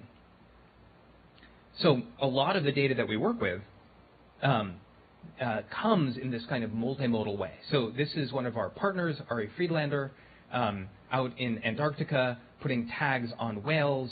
And so they get video, you can see other whales. They get accelerometry, so you see where they've gone. You get audio, so you know what they've said. And this gives you a very rich set of data sets, especially if you start having them on multiple animals for understanding what's happening underneath the water. And so this finally gets us to, like, our translation roadmap. And again, I just want to reinforce that while it is just me standing up here speaking, this has gone through incredible number of revisions with incredible numbers of like biologists and machine learners to get to this place. And so we've sort of broken it down into 4 steps. There's like, we need to build the data sets. There's been a huge revolution in the last couple of years driven by cell phones, which means that it used to be the case that data was very expensive to collect. It's still really hard to collect, but now there are drones and high-quality microphones and storage devices, which means we have a wealth of data that often biologists just don't know how to analyze yet. There are also, well, I'll come back to this. Then we have these things called foundation models, and if you've heard of GPT-3 or any of these large-scale language models, that's what these things are. They're trained on top of huge amounts of unsupervised data. That means data that's just data. Just pointing at, say, at the internet, you don't tell it what it means, and it learns patterns from it. That lets us build these really powerful semantic representations that let us do things I'll show you in a second, but like this kind of translation, and eventually lets us communicate. And one of the first things we're doing is we realize, you know, much of the machine learning community and, say, computer vision, all that work has been driven because there are benchmarks that let you know how well you're doing.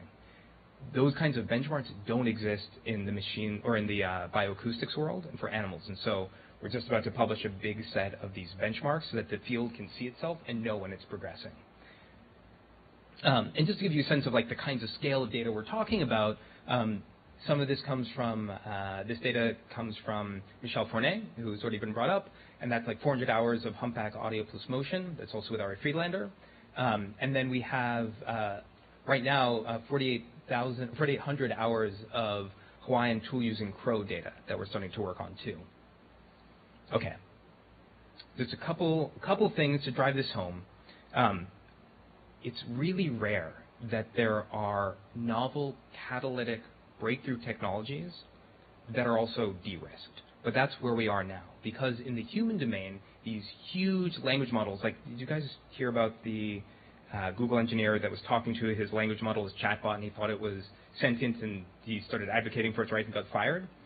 Right? That's how far these models have come, so that they confuse people so that they think they're sentient. Of course, what can we do now that we have a whale chatbot that does something like that?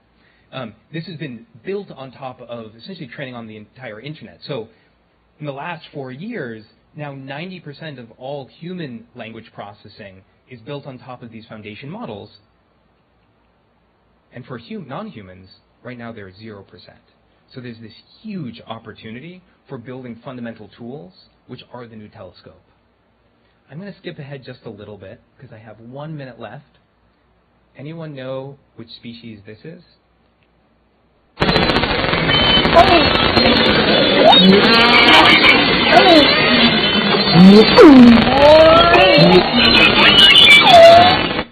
Sorry for that really loud noise. Any guesses? Not a killer whale. Not a human. And it's not an alien modem either. This is a beluga. These are a couple belugas communicating.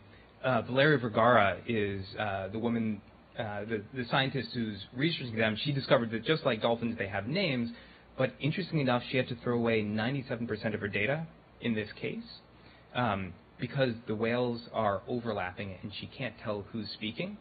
So we're like, ooh, that's exciting. 97% of data, yes, please.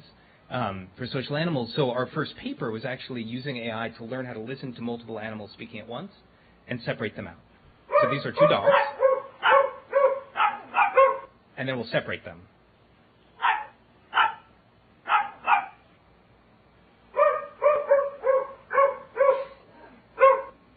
And of course, where this is going is being able to apply this to the supermajority of social animals so that we can get that data back and discover the next frontier.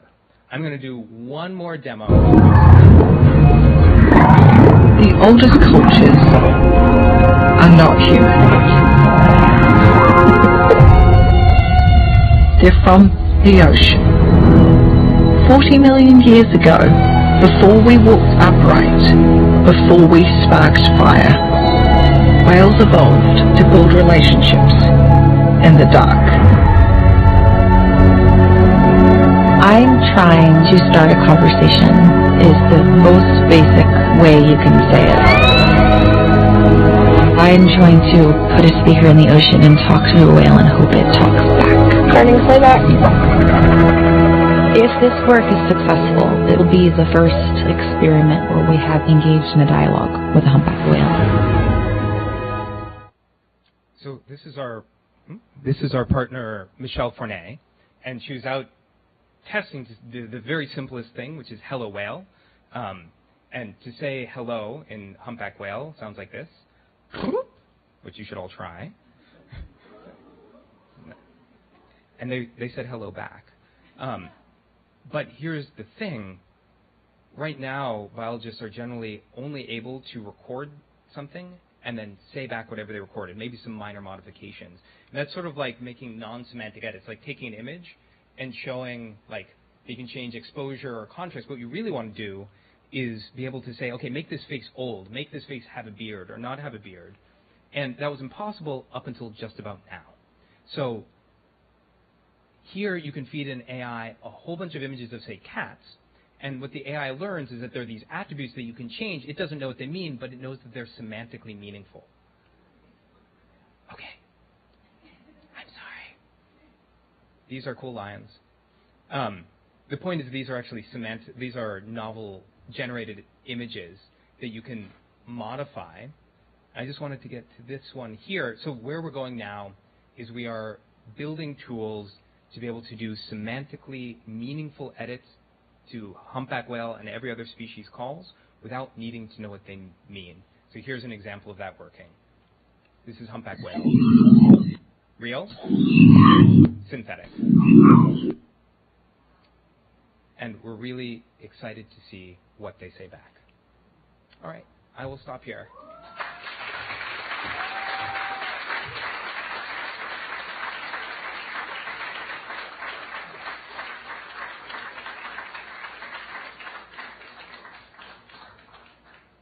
I'm going to check to see if Dr. Payne can hear us. Yes, I hear you. Oh, fantastic. Welcome to the club. Thank you. Woo! Okay.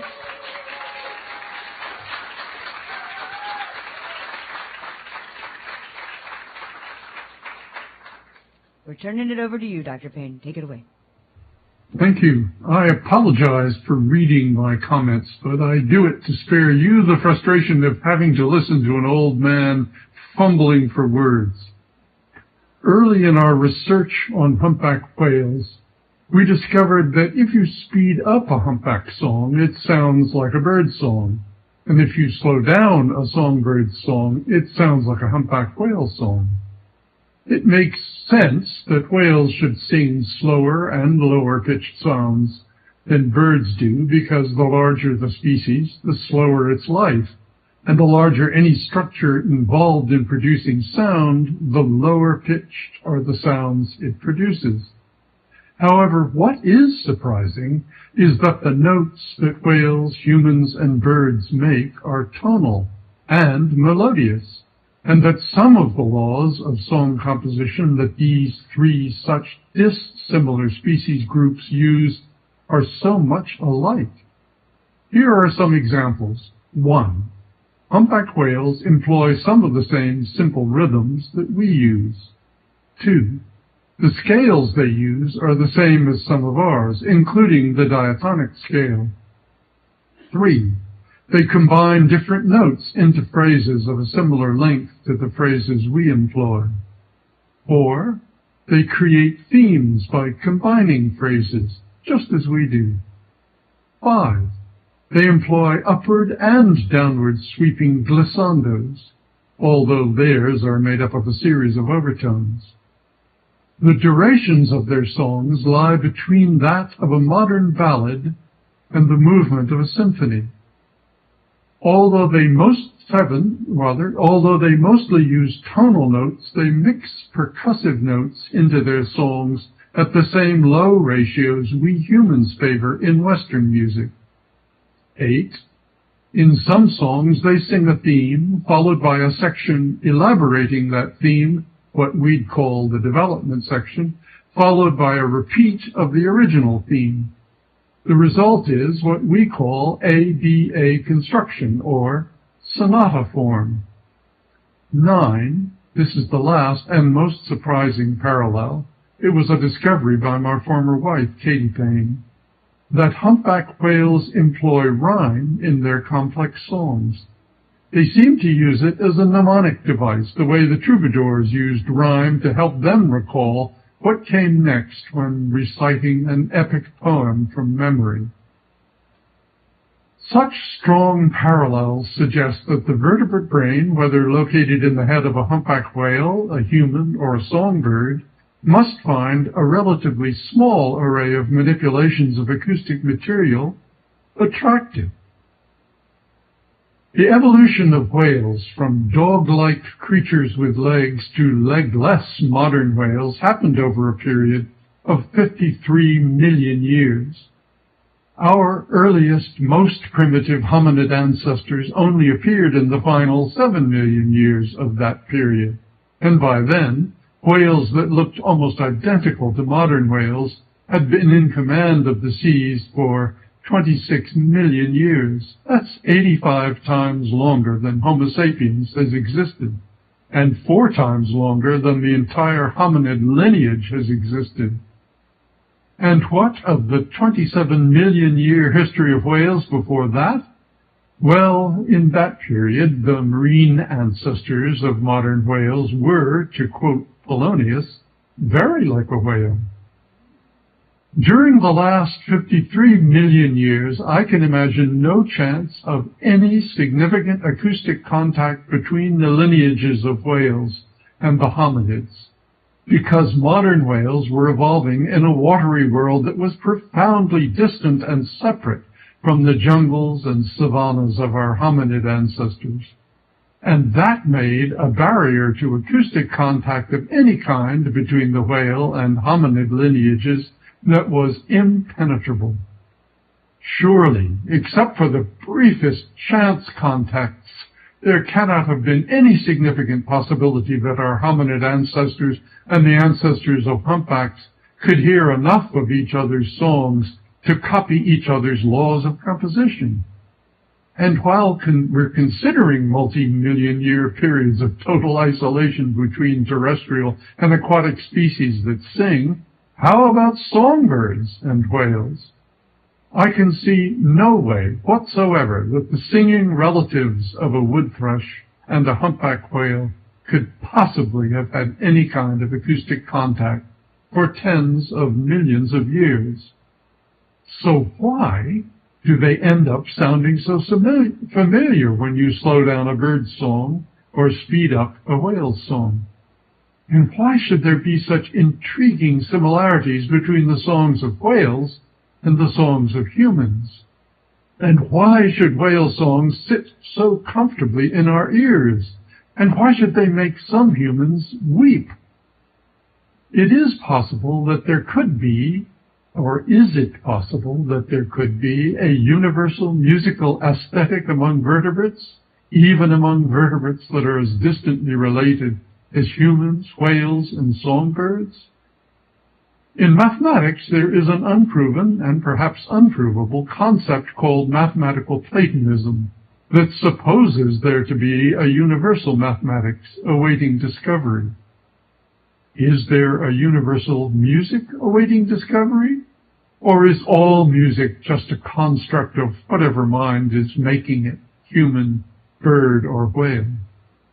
The similarity of music in humans, birds, and whales tempts one to speculate that the Platonic alternative does exist, that there damn well may be a universal music awaiting discovery. If so, have whales, with their jump on us of tens of millions of years, come closer to it than we have? Is that what makes so many human listeners weep when they hear whales sing, as though something unaccountably ancient was overmastering them? This commonality of aesthetic suggests to me that the traditions of singing may date back so far that they were already present in some ancestor common to whales and to us. If this is true, it says that the selective advantage of singing and of the laws upon which we humans base our musical compositions, laws that we fancy to be of our own invention, are so ancient they predate our species, are thousands of times older than Homo sapiens, are tens, if not hundreds of millions of years old. Music is fluctuating patterns of energy. When music is played, everything is affected and shaped. The drum skin, the wood of the drum, ears, air, walls, floors. The astrophysicist Brian Swimme says, quote, "We think of the drummer as playing the drum only. In truth, the drummer is playing the world." End quote. Swimme also notes that galaxies come from music, that what organized both galaxies and their clustering must have been the fluctuating patterns of energy, the music, if you will, that permeated the original fireball at the beginning of time. He also notes that the original fireball was not flame, but of a substance of a density vastly greater than anything on Earth. And he adds, quote, "Chords of energy resonated throughout the fireball like music vibrating through a great cosmic bell. These patterns of music organized the fireball into complex forms, forms that would receive the name some 15 billion years later, galaxy. A galaxy is a chord of music from the fireball, now expressed in a new form. The music of the fireball becomes galaxies, becomes stars, becomes meadowlarks, humans, and whales." End quote. There is not enough evidence to determine how ancient singing is, but if it is as ancient as I believe, it would perhaps explain why it is that we find so much meaning and emotion in music, yet cannot rationally answer such simple questions as, why do we spend so much time listening to music? Why do we care about it? How does music benefit us? And why does it make us feel the way it does? Such an impenetrable vagueness about such a basic feature of so many cultures and lives seems to be a sign of something whose roots lie closer to our ancient lizard brain than to our recent reasoning cortex, something with a far earlier origin than humans or their language.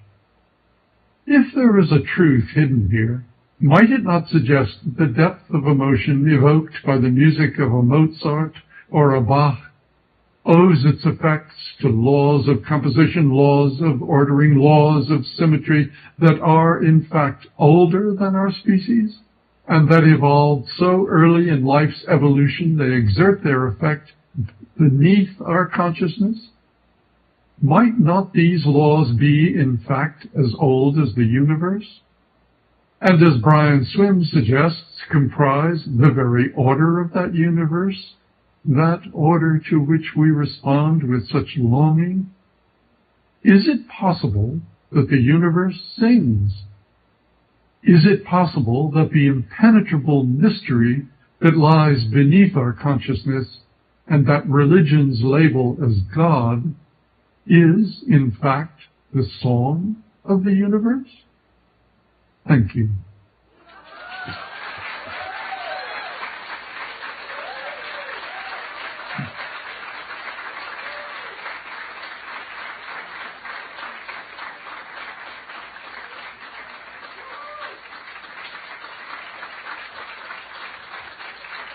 Thank you, Roger.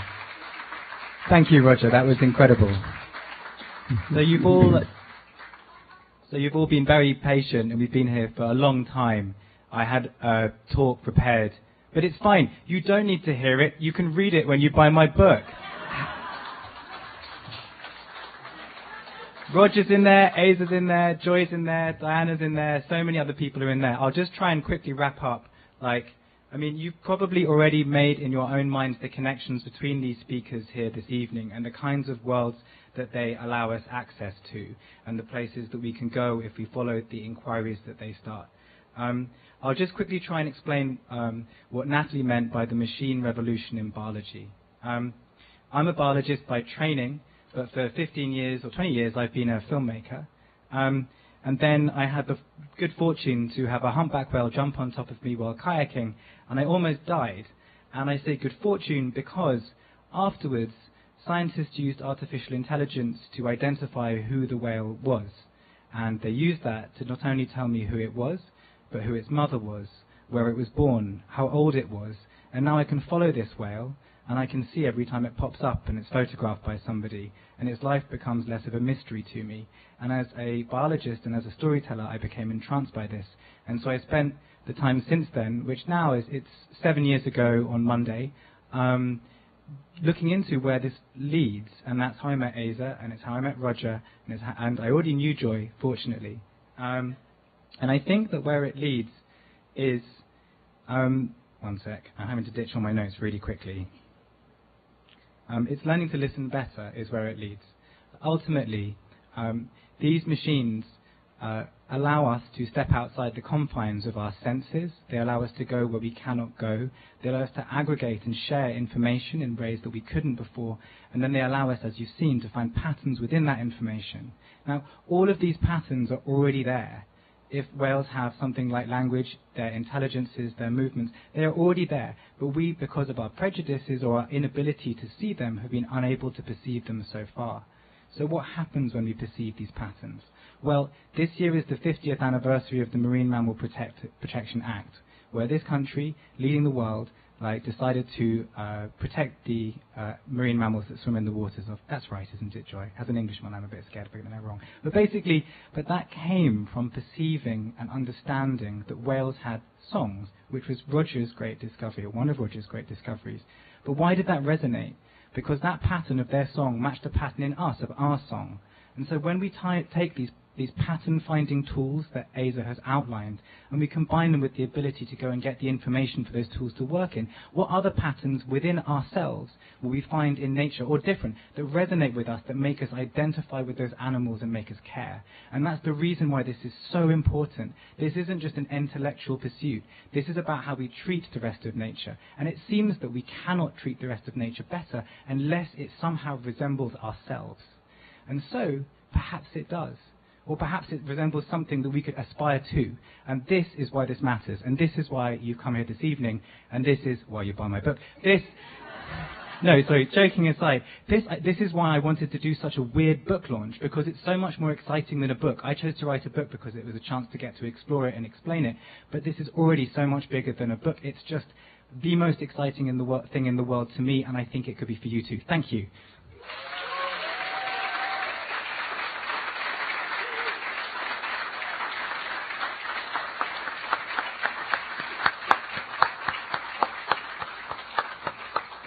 There's a way to throw impact into 3 minutes. That was amazing. I guess we just kind of wanted to read the room because we've got Roger here as well. Dr. Payne has joined us. We could do a couple of questions. We're at 9 o'clock, and we've got these amazing speakers. So then Tom and yeah.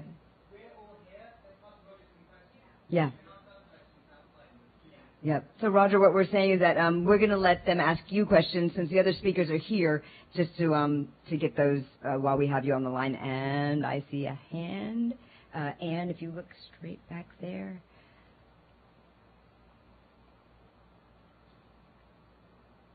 Stand by, Roger. Question incoming. On? Can you hear me? Can you hear the questioner, Roger? Yes, I can. Hi, Roger. Hi. Thanks, everyone, for this great panel. This is David Rothenberg speaking.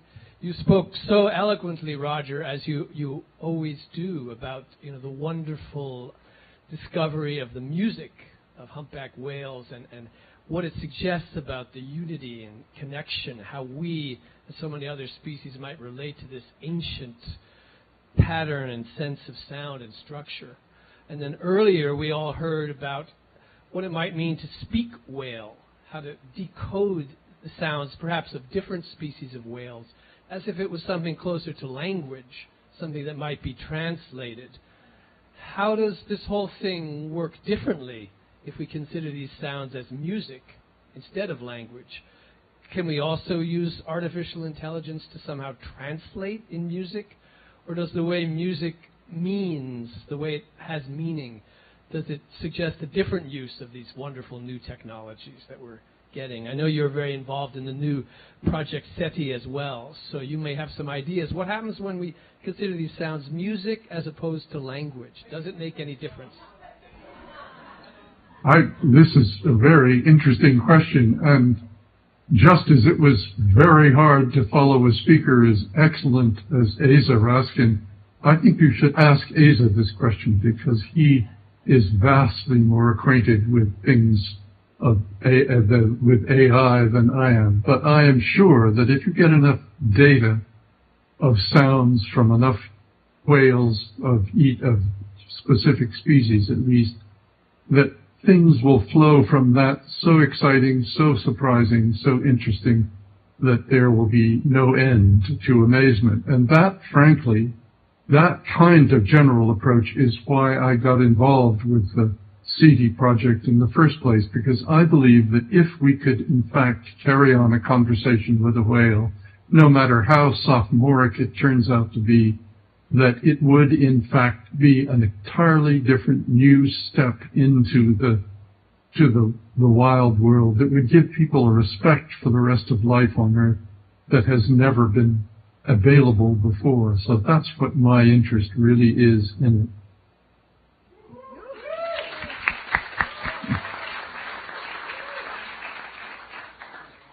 I've got just one more. Sorry, hi. I've got the microphone here.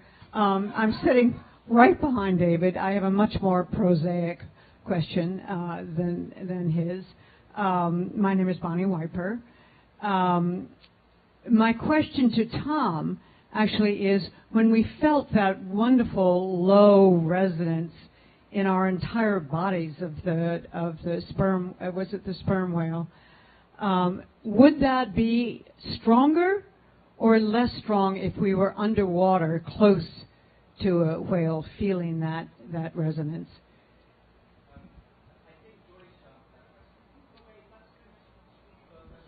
Yeah. Well, Tom is getting the microphone. Let me just have a shot at that. When you are next to a humpback whale that is singing and you've managed to get there without the whale knowing you're approaching it, it continues to sing. The second it becomes aware of you, it shuts up and circles around you. But when you're close and it's singing, you feel like you can't stand the pressure of it. You feel as though somebody had you up against the wall, shaking you violently with their hands. And but in fact, you can stand it, or I wouldn't be here.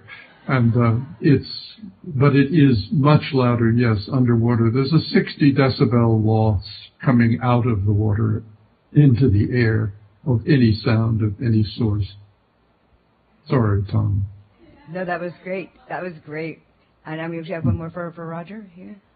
I was wondering, one thing we didn't really address in any of the panels was emotion, and I was just wondering how, when you've been studying whale communication for so many years, how that relates to the sadness and grief that we saw of the whale carrying her dead calf, of joy, of, I don't know, anger, of, especially as it relates to kind of some of the human destruction of their environment. I find it heartbreaking. I find it utterly moving, and I feel that the sort of feelings that go through other animals and through us, of emotion, of grief and anger and fear and love, probably are similar kinds of things. Fortunately, we can't even describe it intelligently for ourselves, so it's not... The steps to trying to see what another animal feels will be just as fuzzy as it is with our own selves. But that kind of emotion, if we insist every time of how special we are, and we realize that we're one of the most recent species that has appeared, we should be realizing, it seems to me, that the likelihood that there's been a vast change of all kinds of very basic things that date way, way back, like emotions, that they're very different from the rest of what other animals feel, is a far less likely possibility than that they are just similar to what other animals feel. And I find it tiresome, frankly, to have people so insisting that, in fact, everything that we do is just completely unique. My suspicion is that very, very little is very unique. Our language, the development of our language, I'm prepared to believe for a long time through the rest of my life, is, in fact, probably incredibly different from the rest of what has happened. That, and it has provided us with an enormous cerebral cortex.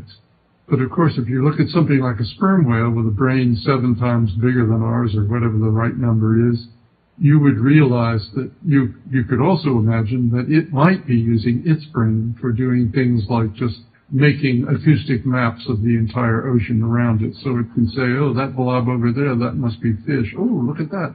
That's a bunch of octopus or whatever.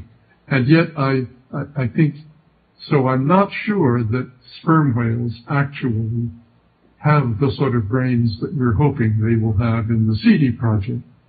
If I had been started right from the beginning, I think I would have put my vote in for humpbacks. I see huge amounts of evidence of humpbacks, brain in humpbacks, and doing smart, inventive things, whereas I don't see much of that in sperm whales.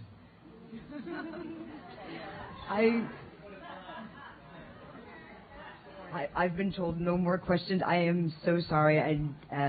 This has been such an incredible evening, and we just want to thank all of our speakers.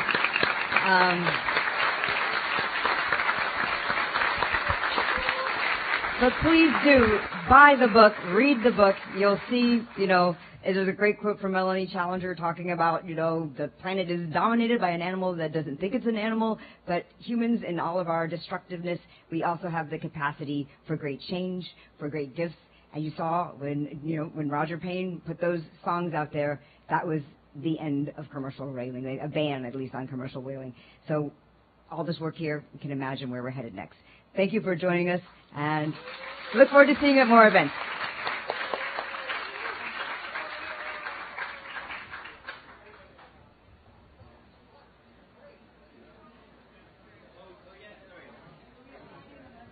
There are signed copies over there. And I'll put your names on them, but we've got to do it really fast because we've gone so over, but we just didn't want to stop these guys because they're so amazing. Thank you so much, Roger. The room is filing out now. Really appreciate it. Thank you. Thank you.